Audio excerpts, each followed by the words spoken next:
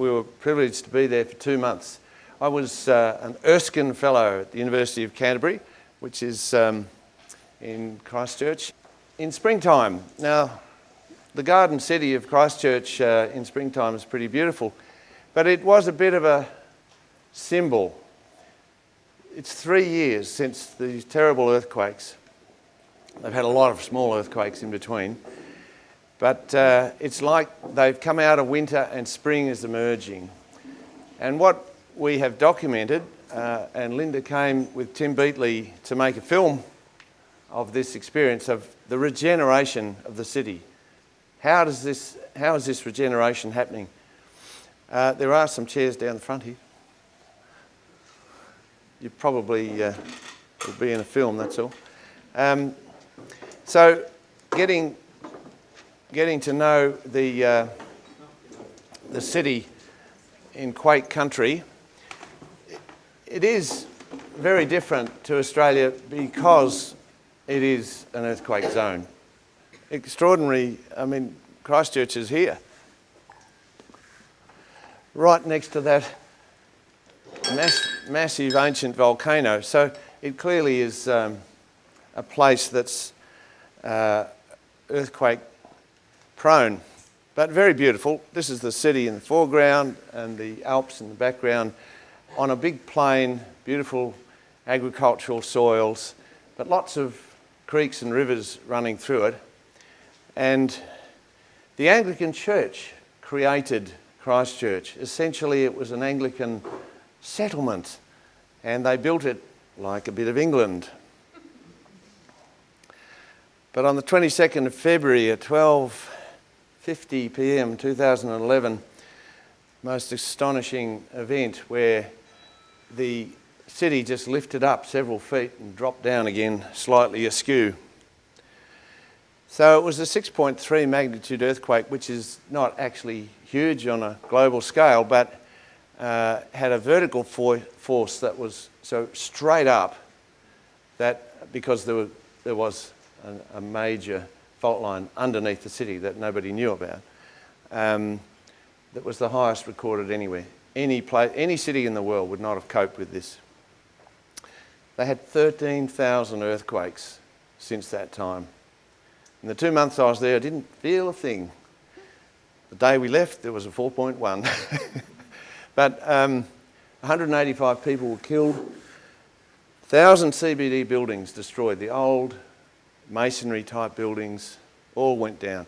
10,000 houses destroyed, a third of housing damaged. There's a bit more information there. It would have flattened everywhere, but the interesting thing was this liquefaction. Nobody had really known what liquefaction was, but this is a city built on a floodplain, and when you lift up and drop down again, it squashes this muddy stuff out, and there were 400,000 tonnes of it emerged inside people's houses and buildings. There's an amazing sense of humour there. I've got a book called Christchurch 2, which is, you know you're from Christchurch when, is a website, and they just collected these things together. Now I lay me down to rest, I pray my house will stand the test. If it should shake before I wake, I pray the big TV won't break. There are lots of these stories. The planes going down the runway and the pilot saying, there's going to be some turbulence today, but we'll find once we take off. So that's one of the ways they cope. The other way they cope is through their leaders. Now, we have interviewed all the big boys who are paid to fix the city. Roger Sutton from the Canterbury Earthquake Recovery Authority and the Mayor and so on. But what I've picked on today is to give you a taste of the leadership that's emerging there.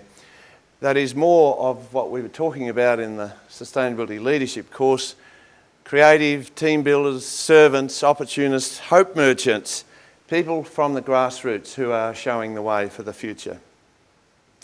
Now, when we first went, just after the big earthquake, Jason Bell there, Mill, was one of the people who inspired us to, because it's just happened.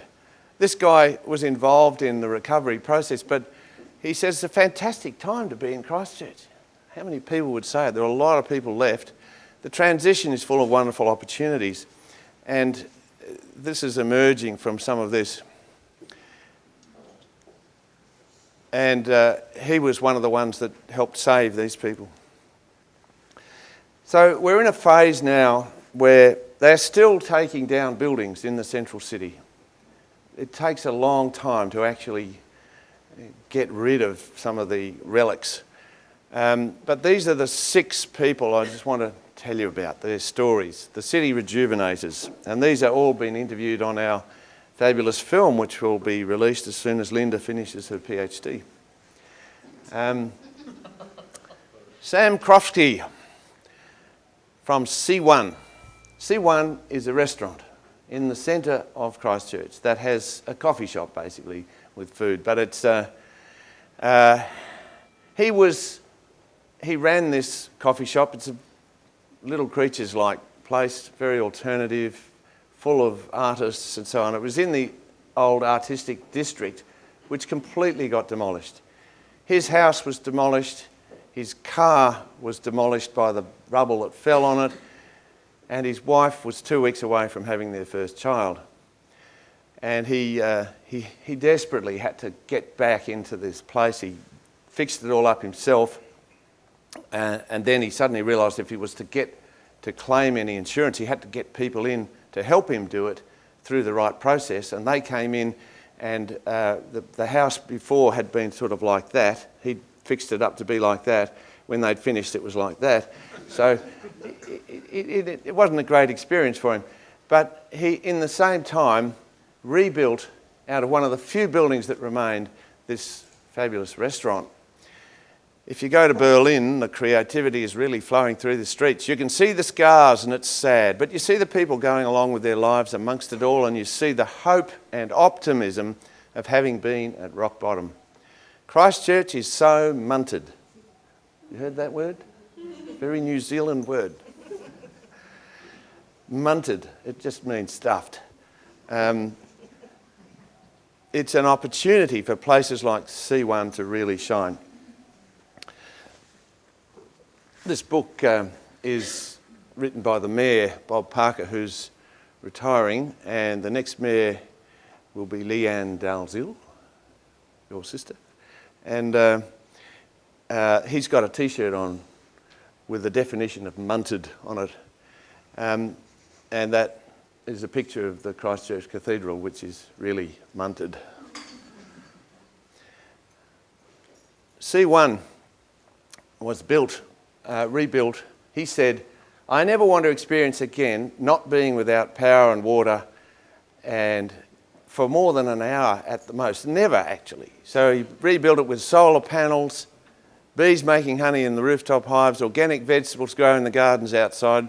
Crofty operates a small farm in Samoa and sends Christchurch staff there to learn about coffee. It's a model for self-sufficient building. And this is it. See the guy pointing on the roof? That's the rooftop of C1. All around it is containers holding up buildings that are falling over. It's a beacon. So you can see it there on the left. These are the kind of buildings that have been left. They're trying desperately to hold on to some of those old masonry buildings to restore them, but they don't look great, do they? And coming down all around it, this is one of the buildings that was taken down the last few days we were there. And they try to hold up some of the bits that are left with containers. So it's pretty extraordinary. And when you go into the place, it's just full of all the creative people who come there to talk about how to rejuvenate the city. On the right there, that sewing machine is actually a water, a tap. You spin the wheel and you get your water. There's lots of amazing things like that. And it's a restored old post office. And you can see the line going around the top there. He's actually going to get meals fired through that, he says. He's used material from all the other buildings that collapsed around. All the wood, the fittings, everything is recycled from the surrounding buildings that collapsed. That bookshelf over there is actually the door to the toilets. So it's quirky, and you know, at the same time as restoring the place, he's done this beautiful model, really, of rebuilding. This is the garden out the front, which is full of veggies and herbs and spices that they use in the garden. This is the chef collecting the daily goods. And on the rooftop is the beehives and a vineyard and some amazing lemon trees. So that was C1 and Sam, and it's just a fantastic place to visit. Second one is Margaret Jeffries, the lady on the left there, who founded Project Littleton. Now Littleton is a real Freo type place. It's different. It was a separate city. It was the port, and it's right on the fault line. So it's you can see looks a bit more like Wellington. It's actually on very steep slopes, and the port is right there. And it was completely destroyed. This is the main street. You can see all the masonry buildings just munted. So it's a very strong community, however. And what happened very quickly is that the whole community were able to help each other, for a start, in just saving people, reaching people, because they had set up what's called a time bank. And there were hundreds of people, members of the time bank. You gave your time. If you could do fixing of a refrigerator or something, you could swap that for babysitting. So you just joined this and you put time in, and whatever time you needed for something, you swapped with the time that you provided. The time bank was basically a social capital organisation. So as soon as the earthquake happened, all of that list of people and their skills was provided to the emergency forces, who were able to tap that immediately. It was extraordinary. It's now written into all the manuals about how to do resilient emergency responses. You should have a time bank in your community beforehand. But it is about how you can build on that social capital of community. So immediately they started forming associations to rebuild. So we in Project Littleton, together with the increasing number of time bank communities around New Zealand, believe that time banks provide an amazing tool for community development. In Littleton, we know what a significant role a time bank can play in a time of disaster. It can quickly mobilise people to various tasks, but it also cares for the needs of people as we learn to share and look after one another. Now they have a market that they run every Saturday morning, and everybody meets there. You can just see all the interactions happening. This is their co-op building, where they are able to provide food at a good cost. There's Tim interviewing Margaret and Linda running off the corner. But it's a great shop it's been the basis of their cooperative work. The school there is very environmental, and this is their garage sale. Every Saturday morning they provide a garage sale, and different community groups run that each Saturday. So these are different people who are part of the Project Littleton, and it's a very strong community. So there's no sense of anyone leaving there. They want to stay and they want to rebuild the place differently, better, and there's a very strong sense that community will survive. Bailey Perryman, Garden City 2.0. He 2.0, he says. The Garden City symbol is very powerful in Christchurch. And he says, well, we need another model, another way to do it. And his big thing is food. So he was taking us on a tour around, and we started with the garden at C1. But his dream is that we'll have organic food growing in all of the munted places. So it takes from this image of the garden city to a different one. And they talk now about from garden city to a city of gardeners. So there's hundreds of community food gardens that have sprung up. A lot of them in spaces where there were buildings before. This is at the University of Canterbury, and it's a community garden. And lots of local food markets, about 20 of them now in Christchurch. For a small town, that's pretty amazing. That's at Riccarton. But here's the image. All of that were buildings, masonry buildings, all of them gone.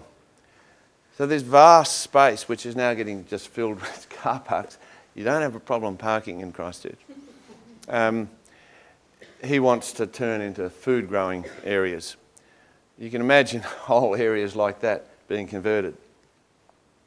Now, at the same time, there was a process set up with architects and planners dreaming about the future, and they came up with this idea of a green frame which would encircle the CBD. The CBD is so destroyed, they have to focus it more, have a centre that builds up, but around it they wanted this green frame, and it was not really defined, but it had buildings in it, but it was green in some way. So the students we've been working with are trying to work with Bailey to get a concept together of food growing in that green frame.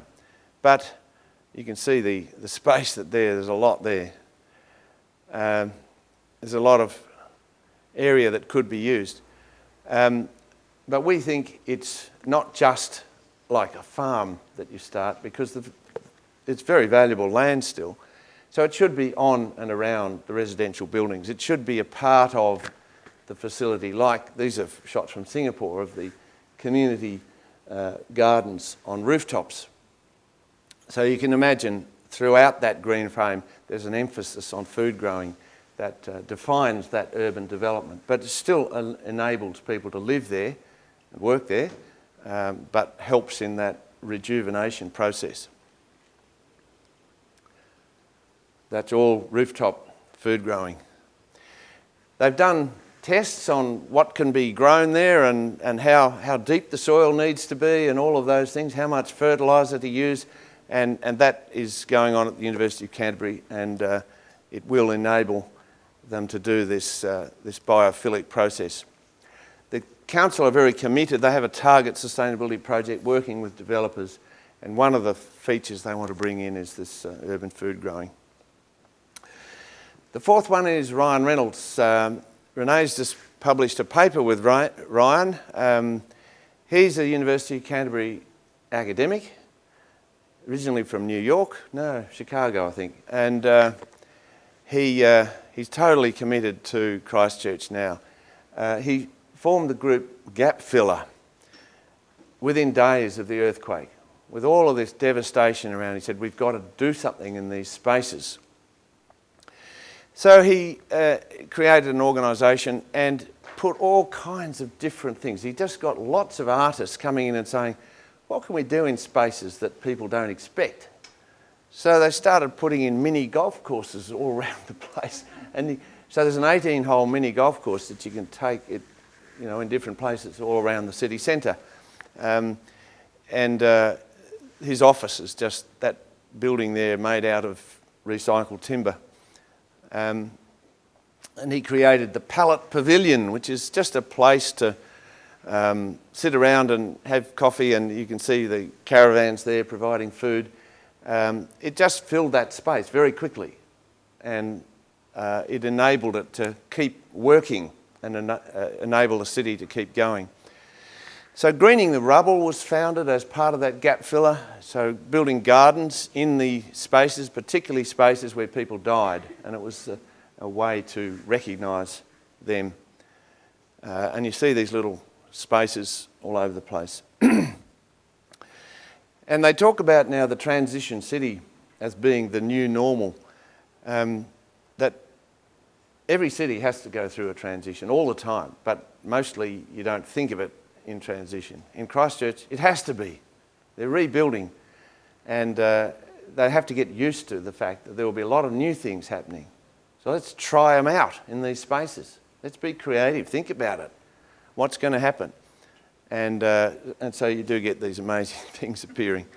The Gap Filler Trust was formed. They've created opportunities for people to do things in these spaces, to paint and have fun, pop-up dance floors and concerts, cycle-powered cinemas and pop-up offices,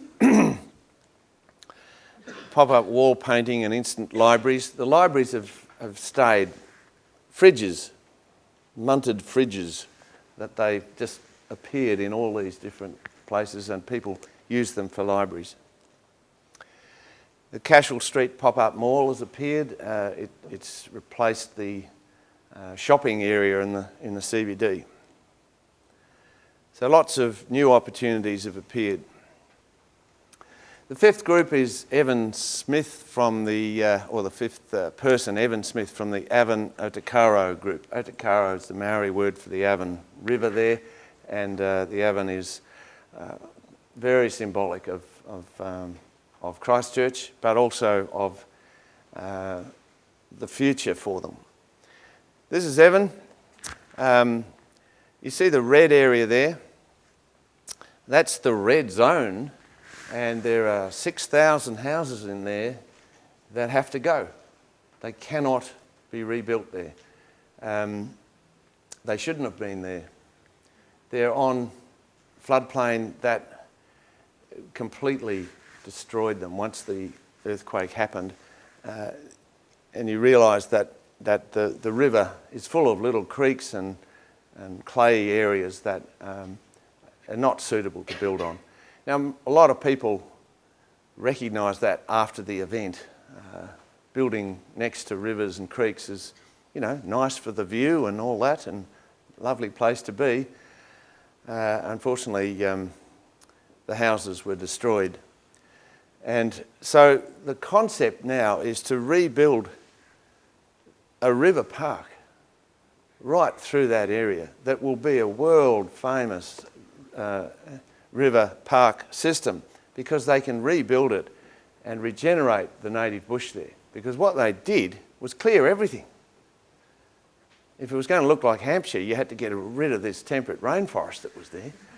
And they did. But there's little bits of it left that they can use as the basis. So they are regenerating bits of bush, and they have been doing it for a few years. This is actually quite recent, and these are some of the students who are working with us on this project. This is our team following one of the little creeks that is being regenerated. But you can see how these streams just appeared under roads, and they clearly show that you shouldn't have built there. And the power of the earthquake to turn that bridge like that, everything was just ruined. And all along the river, you can see this house is just slightly skew. But all of them were full of this liquefaction. They just came up through the house and filled them.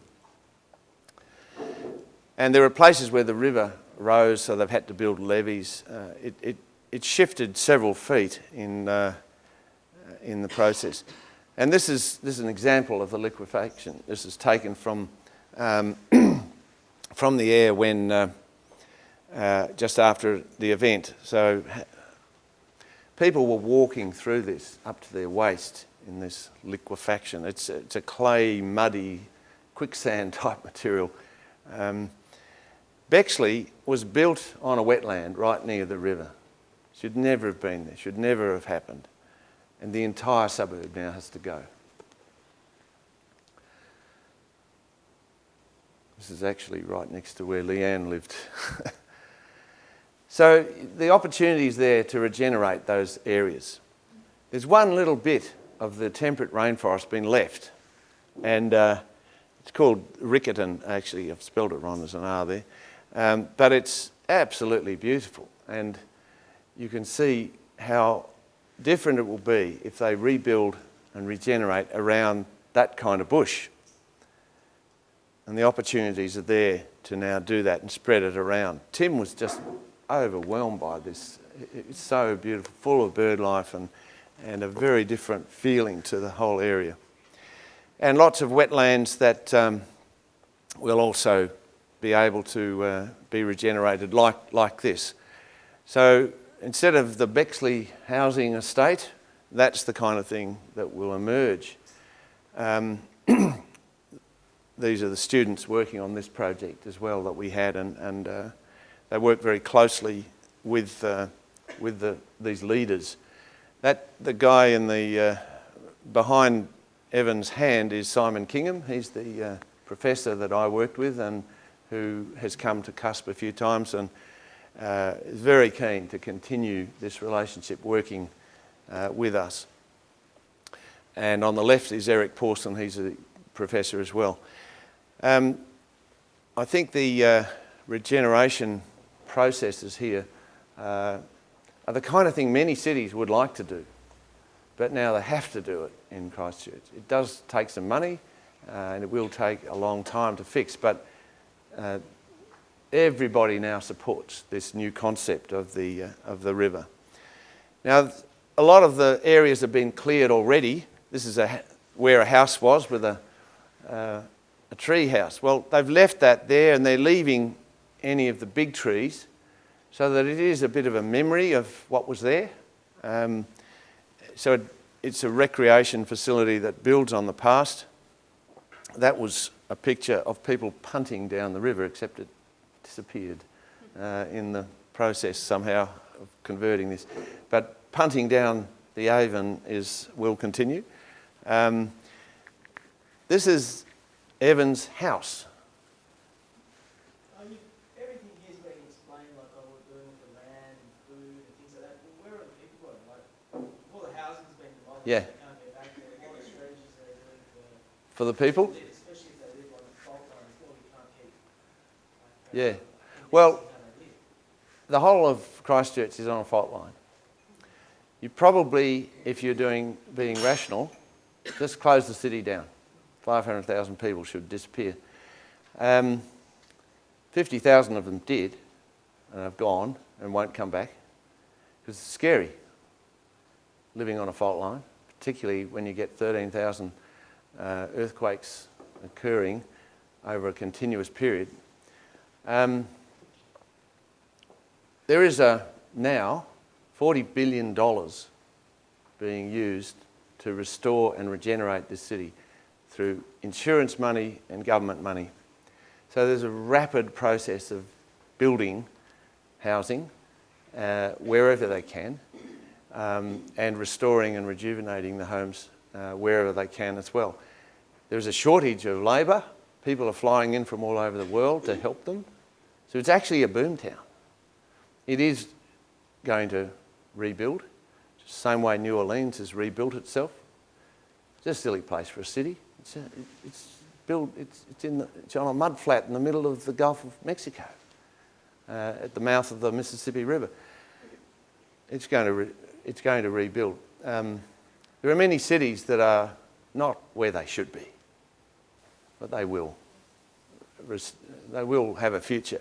And it's these people, like Evan, that are making sure of it. Now, he's had to move from this house to another house. It's less. This is right next to the river. And he was there 20 years with his family. He's planted a tree for his son when he was born, and it's now 11 years old. And the kids, when this occurred, they came out into this area and had to walk through mud up to their waist. They got together with all the other families in the area that they knew, and they supported each other to try and find places to live, to go to family and friends.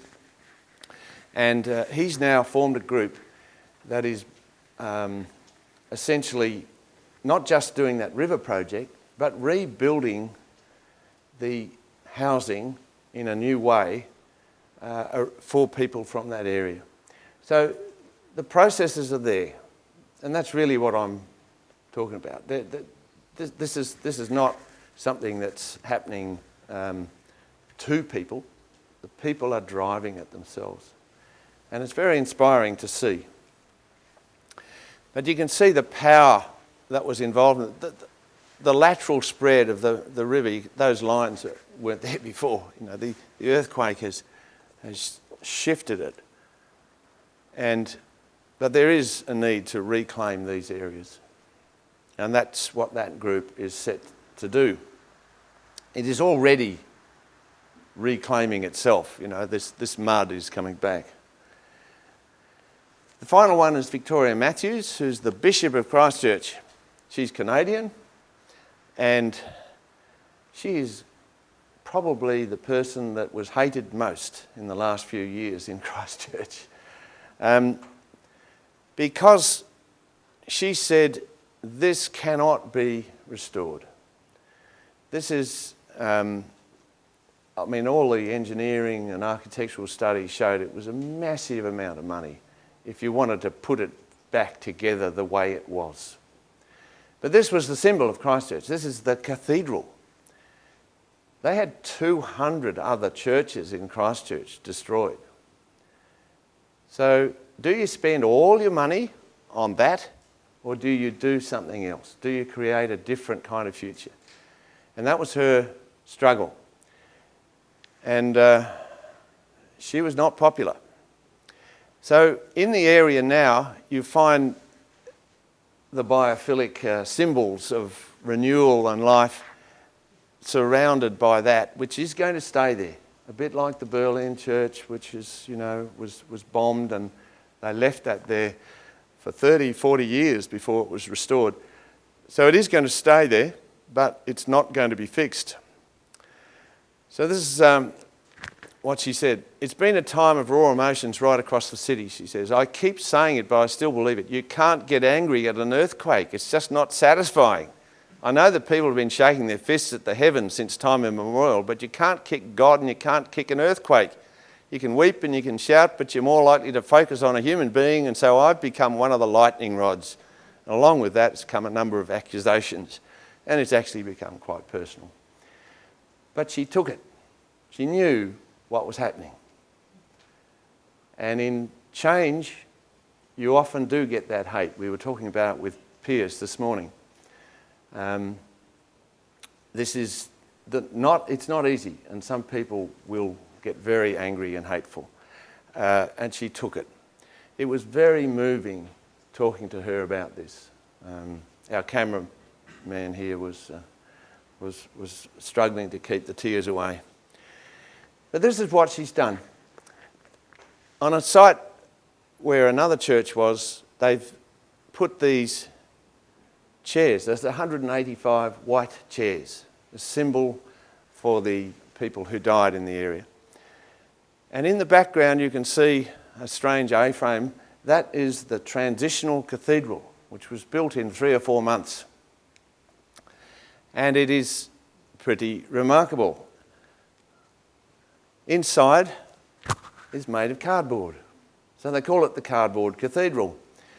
Now, it was a design from a Japanese earthquake architect, he calls himself. And they were able to quickly get him in, and working with local people. It's a steel structure. It'll last 100 years. But all of those wooden things there are cardboard, recycled wood, and they have been lacquered by the congregation in a warehouse, put up, and very cheaply, but it's very beautiful and very moving. So in September, imagine they have these notice boards all around the place, people write on them. Imagine a fixed and earthquake-proofed cathedral in the heart of Christchurch as a symbol of rebuilding, endurance, valuing our heritage and winning against the odds. It would take some beating, and it would be genuine. So there's a sense of coming out of that period. And one of the first buildings, well, I mentioned C1, but this cathedral is a classic example of rebuilding new, quickly. It's a very, very tight building, a very low embodied energy in it, and it's very beautiful. Peter, what is the material of those Oh, that's just glass, yeah. Joyfully Unmunted was the name of the series of concerts that were held in the cathedral in the week that it was open. We went to the very first service that was there. This is it. And it was just extraordinary, the sense of, wow, we've been through this era. And the acoustics, by the way, is beautiful. It's very, very nicely designed. So it's much better than the old cathedral that way. But it's also, I think, a terrific place to go. And a different kind of architecture, for sure, but pretty good. And one of the other churches was run by a guy from Perth who had this is St Luke's. It was completely gone. The congregation built what is a labyrinth. It takes you 40 minutes to walk around this labyrinth. And people do it all the time as a way to reflect and to think again about the future. And it's an ancient symbol. I hadn't come across the labyrinth before, but it's a very nice thing, and their contribution to the ongoing spiritual dimension of the city. So Quake City and resilience. Resilience, they talk about all the time, and it certainly has a new meaning for me to have been there during that period.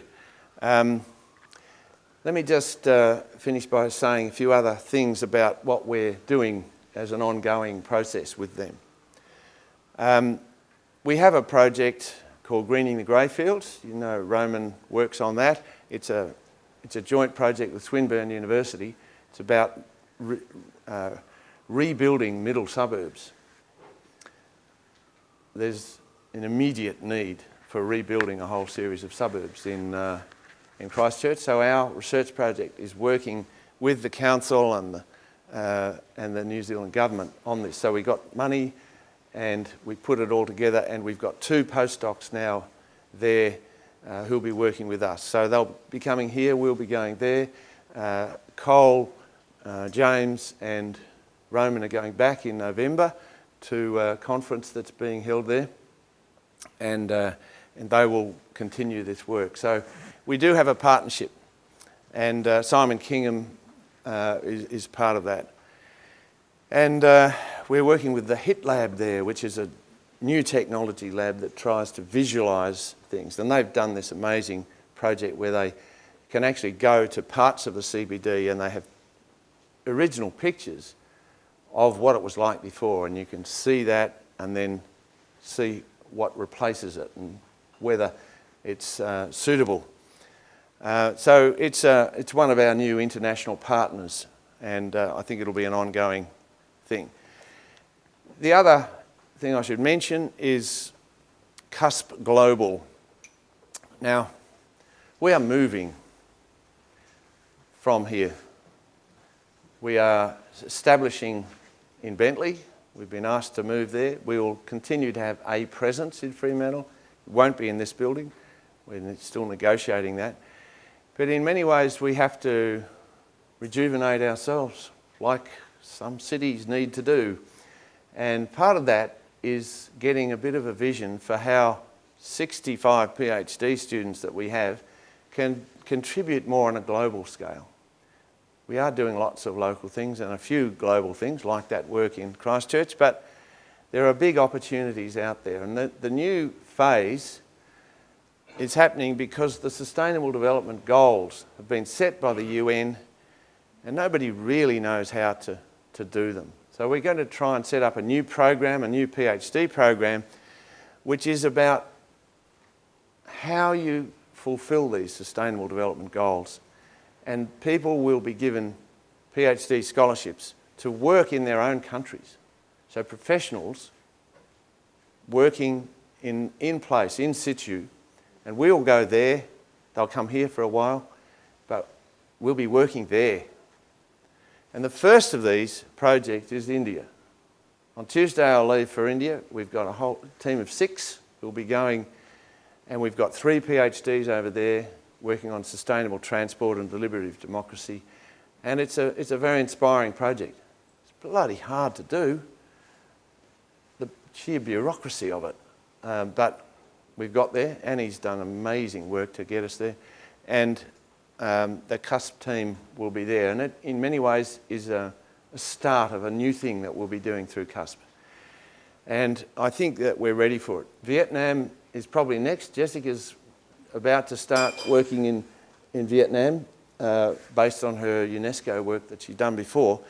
But I've been asked to go to Vietnam, talk about the green economy, and they've got 70 PhD students a year they give to Australia, and the people involved have said they really like this Sustainable Development Goals project and they'd like to give us some PhDs to work in Vietnam on that. So I see that as our next growth phase, and we're supposed to go to Bentley to help them double their research output. Well, that's a big call, but we'll do that and save the world. Thanks very much.